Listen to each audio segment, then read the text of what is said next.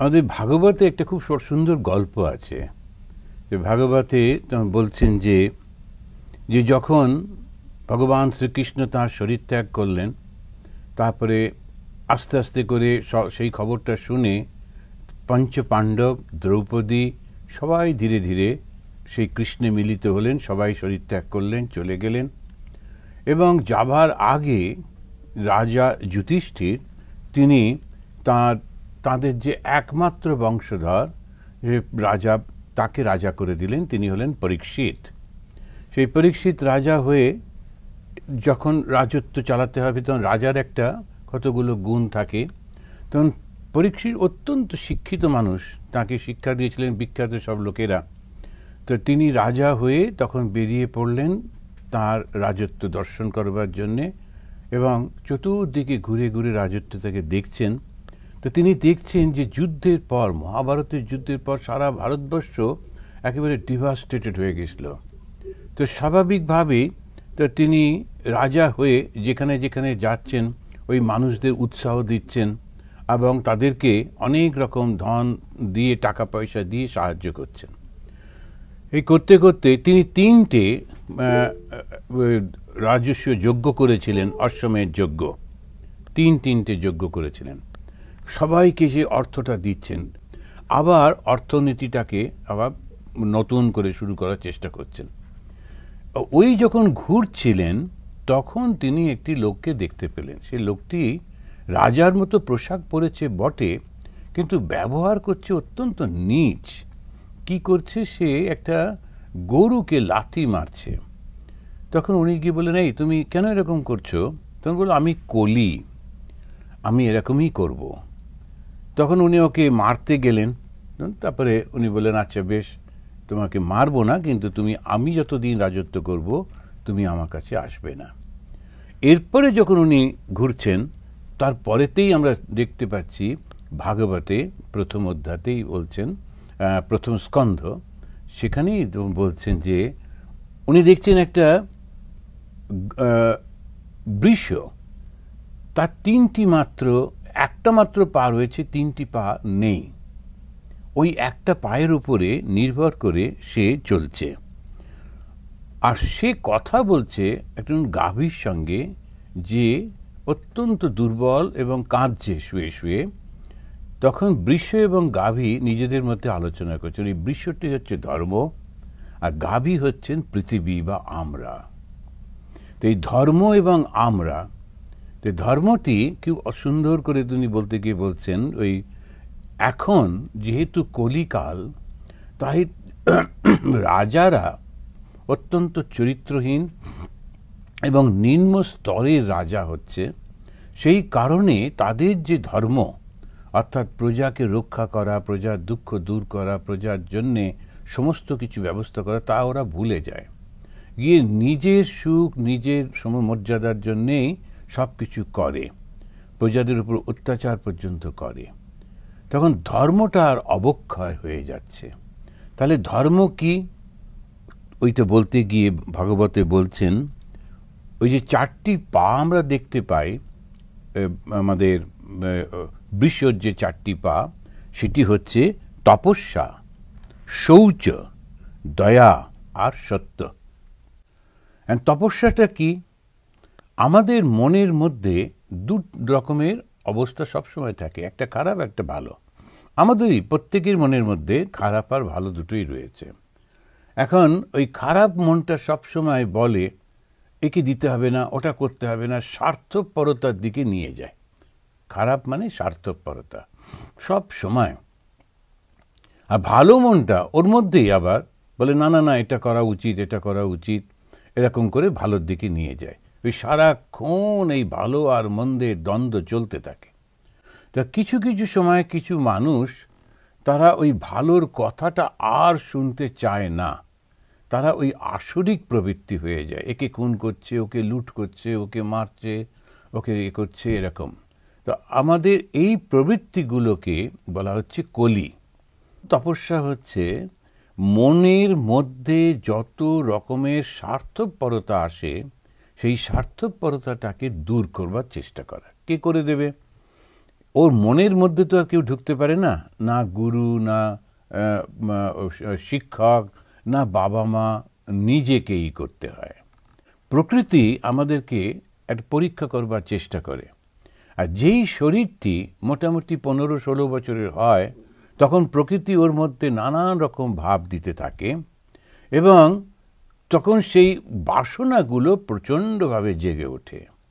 আর সেই বাসনাগুলোকে আটকাবার জন্যে, যাতে করে ওইটা ও সংযত করতে পারে, কেননা প্রবল বাসনা প্রকৃতি এমনভাবে দেয় যে তার থেকে বেরোনো খুব কঠিন।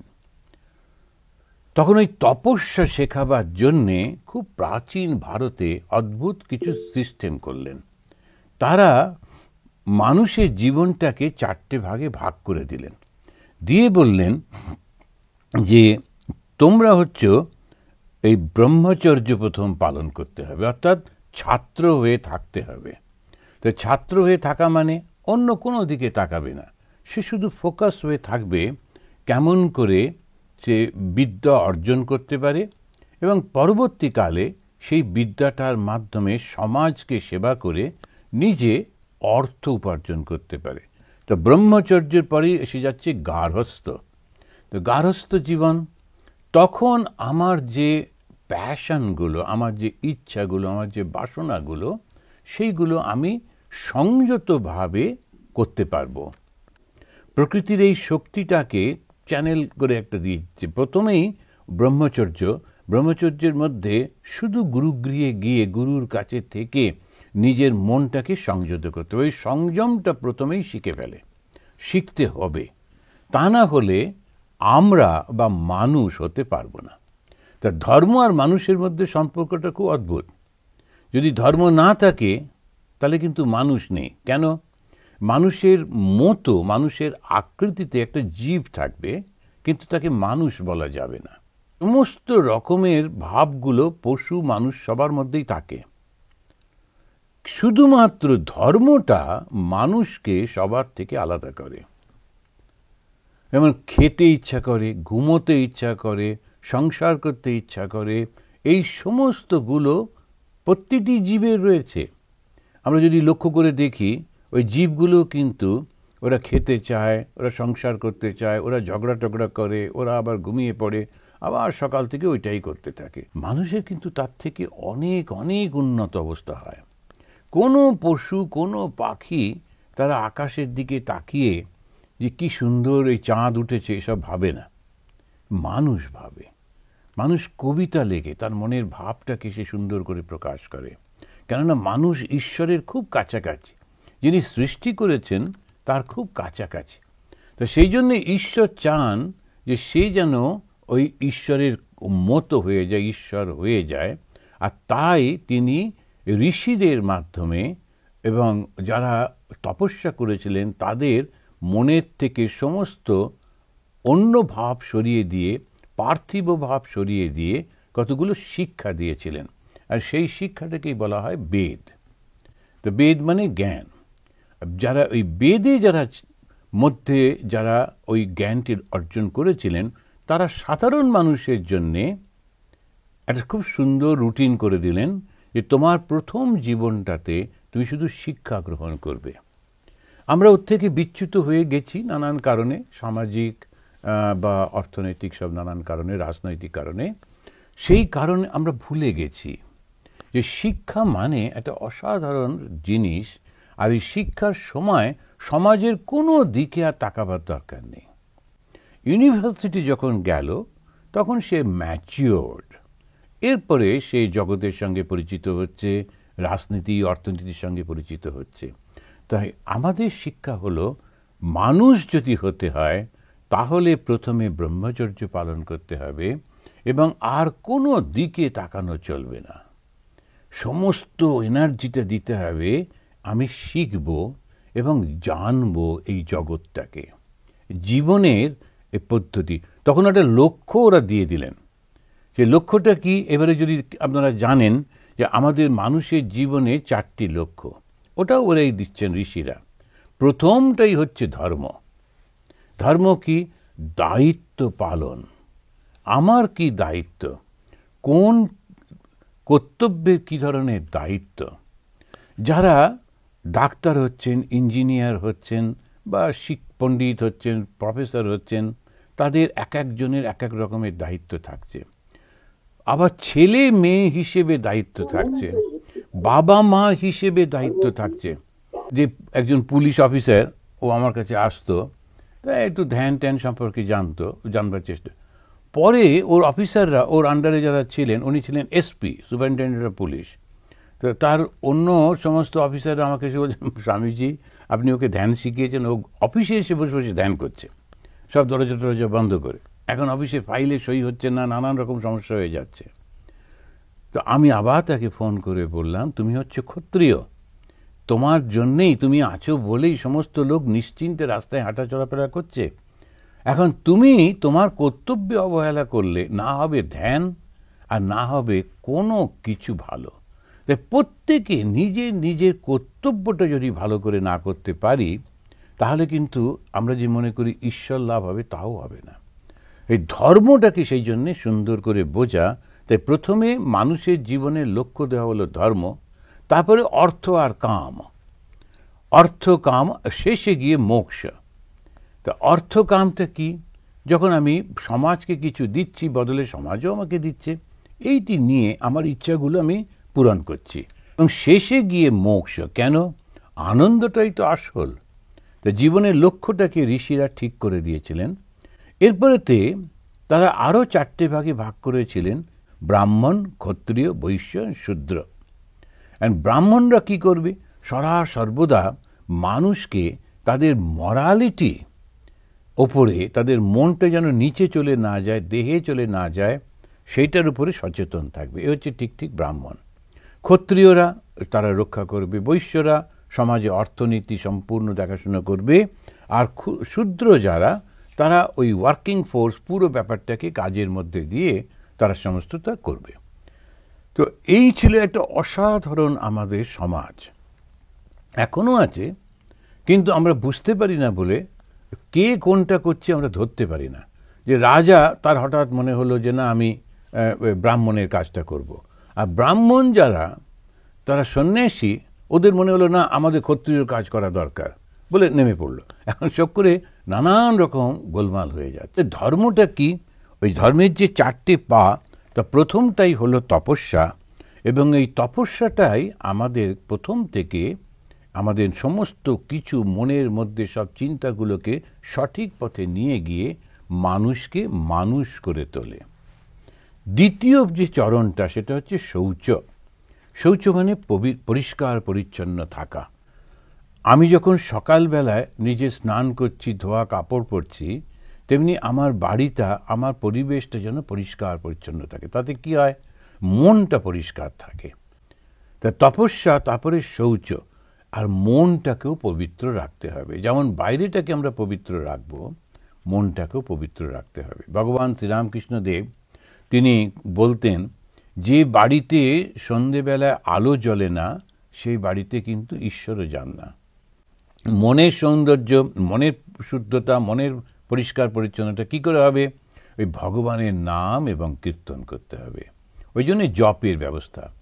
ওই দীক্ষা নেয়, জপ করে, কেন না? তাতে ওদের মনটা শুদ্ধ হয়।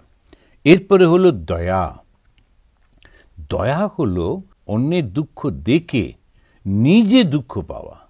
অন্যের দুঃখে, অন্যের কষ্টের মধ্যে দেখতে থাকলে তখন মনে হবে যেটা আমার নিজের।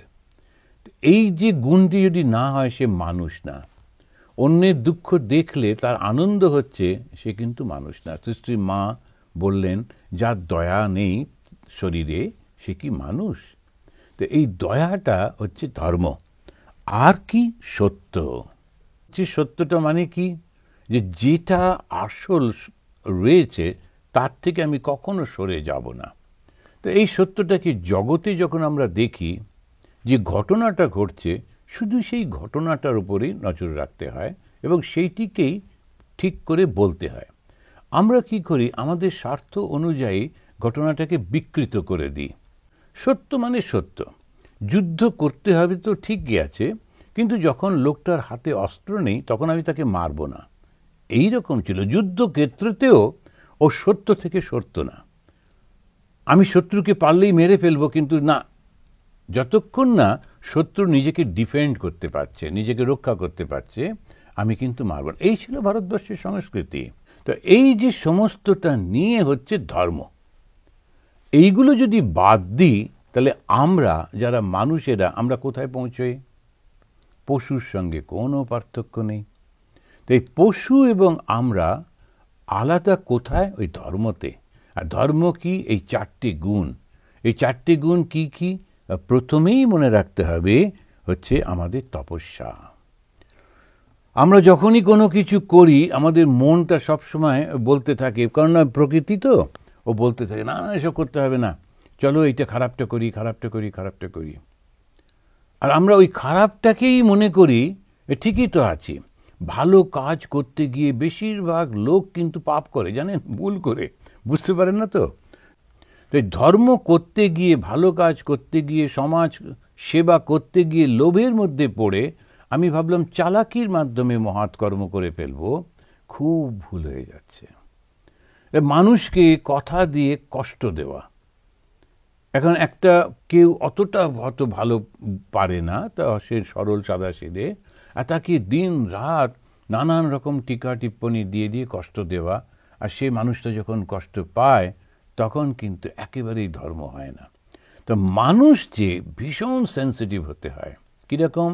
আমাকে যদি ওইভাবে কেউ অপমান করত, কষ্ট দিত, আমার কীরকম লাগতো, সেইটি ভেবে অন্যের সঙ্গে ব্যবহার করতে হয়। সেই জন্য ধর্ম যদি না থাকে তাহলে মানুষ থাকে না, আমরা থাকি না। একদল পশু থাকবে, তারা শুধু খাবার জন্য হাও হাও করতে থাকবে। তা আমাদের জীবনের লক্ষ্যটা কি? ওই ঋষিরা বলে দিয়ে গেছেন, ধর্ম, অর্থ, কাম, মোক্ষ। শেষ জীবনে গিয়ে আমি নিশ্চিন্ত হয়ে বলবো যে আমি আমার কর্তব্য করেছি, আমি সংসারী মানুষ, আমার সন্তানকে আমি পালন করেছি, তাদের এবারে তারা বড় হয়ে গেছে, নিজের মতো তারা থাকবে, আর আমার সমাজের সঙ্গে কোনো সম্পর্ক নেই। এবারে আমি ঈশ্বরের দিকে মন দেব। কিন্তু ওই সময়ে বললে হবে না, আগে থেকে প্রিপারেশনটা রাখতে হয়। তাই অল্প বয়স থেকেই ধর্মের চর্চা করতে হয়, তারপরেতে ঈশ্বরের কি করে মন দেওয়া যায় ইত্যাদি জানতে হয়, ঈশ্বর সম্পর্কে, ভগবান সম্পর্কে একটু ধারণা রাখতে হয়। সব কিছু উড়িয়ে দিয়ে না না আমি কিছু মানি না, শেষে গিয়ে তার ওই খবরের কাগজ আর চা ছাড়া কিছুই থাকে না। করবেটা কি, কী করে সময় কাটাবে? তো ও তখন ওই খবরের কাগজ পড়ছে আর ওইটা নিয়ে চেঁচামেচি করছে আর ওই চা খাচ্ছে, ওই করে ভাবছে যে আমি একটা দারুণ আধুনিক মানুষ। তো ভাই, মানুষ হতে হবে, বুঝলে? স্বামী বিবেকানন্দ তিনি একটা অদ্ভুত ডাক দিলেন, বললেন এসো মানুষ হই। তা আমরা তো মানুষই ছিলাম, তাহলে কেন মানুষ হই বলছেন? তার কারণ মানুষ দাঁড়িয়ে আছে দুটো পায়ের উপরে। কি দুটো পা? একটা হচ্ছে শ্রদ্ধা আর একটা কৃতজ্ঞতা। এই শ্রদ্ধা এবং কৃতজ্ঞতা না থাকলে সে মানুষ হতে পারে না। শ্রদ্ধাটা কি? শ্রদ্ধা হচ্ছে দুটো শক্তি। আমার থেকে আগে যারা আছেন, অতীতে যারা ছিলেন, তাদের যে জ্ঞান, তাদের যে বিচার, তাদের যে বুদ্ধি, সেইটি থেকে আমি শিক্ষা নিচ্ছি, তাই আমি তাদেরকে বিশ্বাস করছি।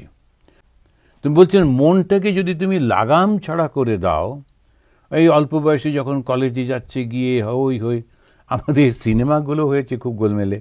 আর সিনেমাটা হচ্ছে আমাদের মুভি যেগুলো ভীষণ বড় শিক্ষক, আর ওর থেকে প্রচুর লোক শেখে। তো সেখানে ওই বেশিরভাগ ওরা দেখায় যে কলেজ মানেই হচ্ছে একটা হই হই মারপিটের জায়গা, নাচ গানের জায়গা, পড়াশুনো ছাড়া বাকি সব কিছু কলেজে। কি না, আমরা হচ্ছে ইউথ। এ আবার কি? কলেজে তো শিক্ষাটার উপরে বেশি করে জোর দিতে হবে। এখন যে এমন এক একটা সিনেমা হচ্ছে, সবাই খুব নেগেটিভ ভাবটা এসে যাচ্ছে। কেন? এই কলিযুগের লক্ষ্যই হচ্ছে ওইটা, সব নেগেটিভটাকে আমরা প্রচণ্ড প্রশংসা করতে শুরু করে দিই। কেউ একটা মিথ্যে কথা বললো, কেউ একটা চুরি করলো, সে একটা সিনেমা প্রচণ্ড সেই পপুলার হয়েছে বলে শুনলাম, কিন্তু নায়ক হচ্ছেন যে যিনি সত্যি কথা বলতে গেলে অন্যায় কাজ করছেন, ভুল কাজ করছেন, সমস্ত গাছ কেটে বিক্রি করে করে নানান রকম। এখন ওই যিনি নায়ক হচ্ছেন, যাকে লোকেরা ফলো করবে, তিনি অসৎ কর্মের মধ্যে দিয়ে যাচ্ছেন, কি না বিরাট সাহস, বিরাট মারপিট করতে পারে। এ আবার কি কথা হলো? তো সমাজকে কি শিক্ষা দিচ্ছি? এগুলো সমস্ত কলির লক্ষণ। আর খুব লোকে খুশি, ওটাতেই প্রচুর একদম পয়সা, প্রশংসা। কারুর মনে পড়লো না শিখলামটা কি। আমরা ভালো জিনিসটাকে দুর্বল মনে করি, শিখতে চাই না, আমরা পশুর দিকে চলে যাই। পশুর দারুণ গায়ের শক্তি, দারুণভাবে সে ঘুরে বেড়াচ্ছে, ওটাই কি মানুষের লক্ষ্য? মানুষের লক্ষ্য হচ্ছে ঋষি হওয়া, মানুষের লক্ষ্য হচ্ছে ওই শান্তির মধ্যে প্রবেশ করা। ওই গায়ের শক্তি তো, হাতির গায়ের শক্তি কত প্রবল, 100টা মানুষকেও মেরে ফেলতে পারে। তো সেটা হব আমরা? ওইটা, সেই জন্যে স্বামীজি ডাক দিয়ে বললেন, এসো মানুষ হও। প্রথম হচ্ছে শ্রদ্ধা। এই শ্রদ্ধা কি? গুরু বাক্যে আর শাস্ত্র বাক্যে বিশ্বাস। গুরুকে, যিনি মানুষের কল্যাণের জন্যে শুধু নিজের জীবনটাকে দিয়েছেন, তিনি গুরু। সবাই গুরু হতে পারে না, গুরু হওয়া ভীষণ কঠিন। ভালোবাসা পরিপূর্ণ না থাকলে, মানুষকে ভালোবাসতে না পারলে তার যে কষ্ট দুঃখ কি করে দূর করা যায়, এই ভাবগুলো না থাকলে গুরু হওয়া যায় না। সেই জন্যে গুরুকে দেবতা বলা হচ্ছে, ঈশ্বর বলা হচ্ছে। আর ঈশ্বর সম্পর্কে স্বামী বিবেকানন্দ বলছেন, আনসেলফিশনেস ইজ গড। তো গুরুকে সম্পূর্ণভাবে নিঃস্বার্থপর। গুরু এবং ঈশ্বর এক। তো ঈশ্বর যদি নিঃস্বার্থপর হন, গুরুও নিঃস্বার্থপর। তো তার কোনো রকমভাবেই নিজের কোনো স্বার্থের জন্য কিছু করবো এরকম কখনো করেন না। আর নিজের প্রতি বিশ্বাস, আমি পারবো, ঠিকই পারবো, আমার মধ্যে অন্য গুণ নেই, একটা না একটা গুণ তো আছেই। তো সেইটি আমি অবশ্য সেইটাকে ব্যবহার করে সমাজের কোনো না কোনো কল্যাণ আমি করতে পারবো। আবার স্বামীজি বলছেন আত্মশ্রদ্ধা, অহংকার না, আত্মশ্রদ্ধা। অহংকারটা ভয়ঙ্কর জিনিস, কিন্তু আত্মশ্রদ্ধা যখন বলা হচ্ছে, আমিও পারবো, কেন পারবো না? অন্যের ভালো দেখলে, সফলতা দেখলে যখন জেলাসি হয়, যখন রাগ হয়, হিংসা হয়, ওটা কিন্তু মানুষের ঠিক চরিত্রের মধ্যে পড়লো না। কেন? আমি আমারটা নিয়ে তো ঠিকই আছি, ও ওটা করছে, ওর মধ্যে ভগবান ওই গুণটা দিয়েছেন, ও সফল হচ্ছে, ঠিকই আছে। তাহলে ধীরে ধীরে আমরা ওই ঈশ্বরের মতো হয়ে যাচ্ছি। তাই স্বামীজি যখন বললেন এসো মানুষ হও, তারপরেই তিনি আরেকটা জায়গায় বলছেন, ছিলে পশু, হইয়াছ মানব, এবার দেবতা হইতে হইবে। দেবতাকে ওই ভালোবাসা, লাভ অ্যান্ড আনসেলফিশনেস, এইটাই তো দেবতা। এইটা যারা অল্প বয়সী একটু মনে রেখো। মানুষ দুটো পায়ের ওপরে দাঁড়িয়ে থাকে, একটা হলো শ্রদ্ধা আর একটা হলো কৃতজ্ঞতা। কৃতজ্ঞতাটা কি? যারা আমাদেরকে সাহায্য করছেন বড় হয়ে উঠতে, বেঁচে থাকতে, তাদেরকে কখনো ভুলে যেতে নেই। ধর্মটা কি? ধর্ম হলো 4টে গুণ। একটা জায়গায় বলা হচ্ছে ধর্ম হচ্ছে 4টে গুণ। এই গুণগুলো কি করে? মানুষের যে বৈশিষ্ট্য সেটাকে ধরে রাখে। তাই বলা হলো যে যা ধারণ করে থাকে সেটাই ধর্ম। মানুষের ক্ষেত্রে মনুষ্যত্বটা, যা মানুষ হিসেবে তাকে পরিচয় দেয়, সেটাই হচ্ছে মানুষ। কিছু কিছু সমাজে লোক আছে, যখন দেখলে ওরাকে মানুষ মনে হয়, মানুষের মতো দেখতে বটে কিন্তু মানুষ না। কেননা ওর মধ্যে ওই গুণটা নেই। তো একটা জায়গাতে দেখে মনে হচ্ছে যেন জল যাচ্ছে, তা আমার খুব তৃষ্ণা পেয়েছে, গিয়ে হাত দিতে গিয়ে দেখলাম না, ওটা আলো দিয়ে এমনভাবে বানিয়েছে মনে হচ্ছে জল, মনে হচ্ছে জল, কিন্তু জল নয়। কেন? জলের ধর্ম হলো তৃষ্ণা মেটানো, শীতল করা। সেই কাজটা ওটা করছে না। যখন সূর্য আলো দিচ্ছে, তখন সূর্যটাকে আমরা দেবতা বলছি। ভারতবর্ষের মানুষ খুব কৃতজ্ঞ মানুষ, ভারতবর্ষের পুরো সমাজটা হচ্ছে কৃতজ্ঞ। ওই জন্যে আমরা, গাছ আমাদের অক্সিজেন দেয় বলে গাছকে আমরা পুজো করি, তাকে দেবতা বলি। নদীগুলো আমাদের জল দেয়, আমাদের সমস্ত ল্যান্ডটা ফার্টাইল করে, সেই জন্যে তার নদীকে আমরা পুজো করি। আমরা সূর্যের জন্য আমরা বেঁচে আছি বলে সূর্যকে পুজো করি।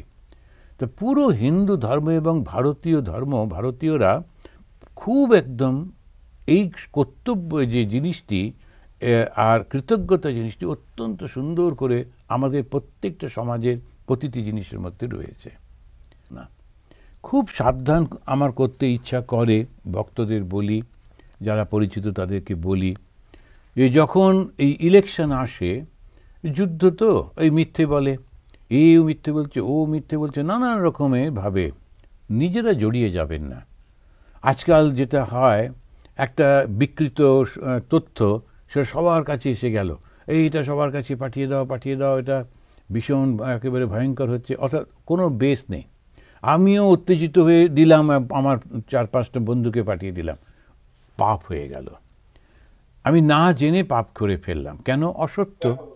ওই অসত্যকে আমি যখন অন্যের কাছে পৌঁছে দিচ্ছি সত্য হিসেবে, এবং তার মনটা সেই ভাবিত হয়ে গেল, ভুল হয়ে গেল, তা আমাদেরকে সাবধান হতে হবে। না জেনে, না বুঝে কখনো কিছু মেনে নেব না। সেই জন্যে বর্তমান যুগে, এটা হচ্ছে অ্যাডভার্টাইজমেন্টের যুগ, তো খুব সাবধানে থাকতে হয়। শ্রদ্ধা আর কৃতজ্ঞতা, এটি না থাকলে আমরা মানুষের শরীরটার মধ্যে পশু হয়ে বাস করব। এরকম জীবন তো কাম্য নয়। তাই স্বামীজির সেই আহ্বান, এসো মানুষ হও, আমরা যেন ঠিক মানুষ হতে পারি। আপনাদের কাছে এই ধন্যবাদ জানাই, আর ঠাকুর মা স্বামীজি চরণে প্রার্থনা জানাই, আমাদের মনের মধ্যে যেন এই শক্তিটা আসে, যাতে আমরা মানুষ হতে পারি। শুধু মানুষ না, পরবর্তীকালে আমরাই যেন দেবতা হতে পারি। তা দেবতা হইতে হইবে, স্বামী বিবেকানন্দ যেমন বলেছেন, দেবতা হইতে হইবে। আজকে আমি এখানে শেষ করি। ধন্যবাদ।